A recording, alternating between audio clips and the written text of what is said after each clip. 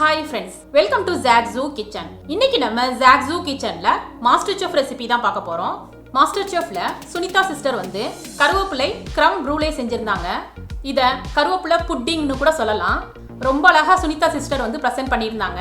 இத ரொம்பவே simple and ஈஸியா செஞ்சிடலாம். கருவேப்பிலையை வச்சு ப்ரூலே செய்யறப்போ அதோட டேஸ்ட் எப்படி இருக்குமோன்னு யோசிச்சேன். பட் இதை செஞ்சதும் இதோட டேஸ்ட் வந்து சூப்பரா இருந்துச்சு. வாங்க இந்த கருவேப்பிலை Creme Brulee எப்படி செய்யுதுன்னு பார்க்கலாம். வீடியோவை ஸ்கிப் பண்ணாம பாருங்க. ஃப்ரெண்ட்ஸ், இந்த வீடியோ உங்களுக்கு பிடிச்சிருந்ததுன்னா லைக் பண்ணி சப்ஸ்கிரைப் பண்ணுங்க. பக்கத்துல உள்ள பெல் பட்டனை கிளிக் பண்ணுங்க. நோட்டிபிகேஷன்ல ஆல்ங்கிற ஆப்ஷன் ஆன் பண்ணி வைங்க. அப்பதான் நான் புதுசா போடுற வீடியோ உடனுக்குடன் உங்களை வந்து சேரும். இந்த வீடியோ உங்களுக்கு பிடிச்சிருந்ததுன்னா வீடியோக்கு ஒரு லைக் கொடுங்க ஃப்ரெண்ட்ஸ். Creme Brulee செய்யறதுக்கு 3 முட்டை எடுத்திருக்கேன். இதோட மஞ்சக்கருவை மட்டும் ஒரு பவுல்ல தனியா எடுத்திருக்கேன். இப்போ இதுல 3 டேபிள் ஸ்பூன் சுகர் ஆட் பண்ணிக்கிறேன். ஒரு விஸ்க் வச்சு நல்லா மிக்ஸ் பண்ணிட்டு நல்லா பீட் பண்ணணும். 8 to 10 minutes ஆகும் நம்ம பீட் பண்ண வேண்டியிருக்கும்.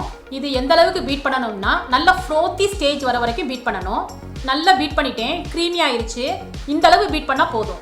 முட்டை வாசனை தெரியாம இருக்கிறதுக்காக, ஃப்ளேவருக்காக இப்போ இதுல 1 டீஸ்பூன் வெனிலா எசன்ஸ் ஆட் பண்ணிக்கிறேன்.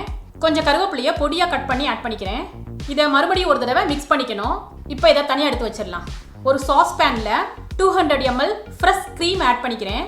இதை கொதிக்க விட்டுறக்கூடாது. இந்த அளவு லைட்டா சூடு பண்ணா போதும். க்ரீமை வந்து ஓவரா கொதிக்க விட்டுட்டோம்னா இதை முட்டையில் ஆட் பண்றப்போ முட்டை வந்து வெந்துரும். அதனால ஃப்ரெண்ட்ஸ் கவனமா க்ரீமை லைட்டா சூடு பண்ணா போதும். இப்ப க்ரீமை வந்து எக் மிக்சர்ல சேர்த்து நல்லா மிக்ஸ் பண்ணிக்கணும்.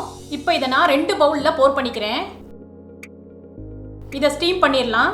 ஒரு கடாயில 2 கப்பு தண்ணி சேர்த்து சூடானதும் ஒரு பிளேட்டை உள்ள சேர்த்துடுறேன். இப்போ இந்த பிளேட்டுக்கு மேல 2 கப்ஸையும் நான் பிளேஸ் பண்ணிக்கிறேன். லிட்டை போட்டு கவர் பண்ணிட்டு மீடியம் ஃப்ளேம்ல 10 minutes நம்ம வந்து ஸ்டீம் பண்ணிடலாம். 10 minutes ஆயிடுச்சு.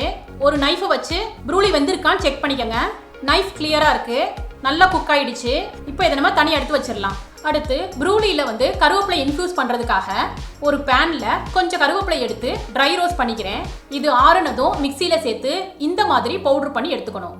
இப்ப பவுடர் பண்ண கருவேப்பிலை பொடியை ப்ரூலே மேல லைட்டா தூவி விட்டுக்குங்க. 2 கப்ஸ்லையுமே தூவிக்கிறேன். இப்போ நம்ம கேரமல் ரெடி பண்ணிடலாம். சுனிதா சிஸ்டர் வந்து பிளேட்டிங் பண்றப்போ சுகரை தூவி விட்டு ப்ளோ டார்ச் யூஸ் பண்ணி கேரமலைஸ் பண்ணாங்க. அதை தான் நான் ப்ளோ டார்ச் இல்லாம நான் பண்ண போறேன். ஒரு பேன்ல 2 டேபிள் ஸ்பூன் சுகர் ஆட் பண்ணிக்கிறேன். மீடியம் ஃப்ளேம்ல வச்சு இதை மெல்ட் பண்ணிக்கணும். கிறிஸ்டல் ஃபார்ம் ஆகி அதுக்கப்புறம் கோல்டன் ப்ரௌனா இந்த மாதிரி லிக்விட் ஸ்டேஜ்ல வரும். ரொம்ப கருக விட்டுறக்கூடாது. இதுதான் கரெக்ட் ஸ்டேஜ். இப்போ இதை உடனே நம்ம பவுல்ல ஊத்திடணும். லேட் பண்ணிடக்கூடாது, இல்லைன்னா கிறிஸ்டல் ஆயிடும். 2 பவுல்லையும் போர் பண்ணிட்டேன்.